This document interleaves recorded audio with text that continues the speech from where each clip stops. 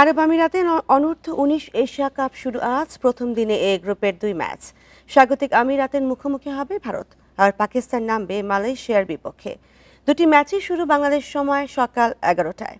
8 অধিনায়ককে নিয়ে হয় ট্রফি উন্মোচন। দুবাইয়ে 2 ভেন্যুতে মোট 15 ম্যাচ। গ্রুপের শীর্ষে 2 দল খেলবে সেমিফাইনালে। Final 21 December. টুর্নামেন্টের ডিফেন্ডিং চ্যাম্পিয়ন বাংলাদেশ 13 তারিখ আফগানিস্তানের বিপক্ষে ম্যাচ দিয়ে মিশন শুরু হবে টাইগার যুবাদের। এরপর 15 ডিসেম্বর নেপাল, আর 17 তারিখ শ্রীলঙ্কার মুখোমুখি হবে আজিজুলের দল।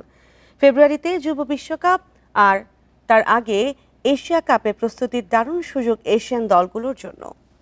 না, অবশ্যই যে আমরা যে যে বাকি যতগুলো সিরিজ এবং যে এশিয়া কাপ জিতছি এটা আসলে আলহামদুলিল্লাহ।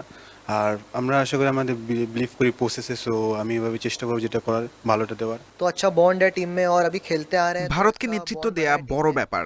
আমাদের দলটা দারুণ, টুর্নামেন্টে ভালো ক্রিকেট খেলতে সবাই মুখিয়ে আছে। उनसे गाइडेंस भी बहुत अच्छा मिला है।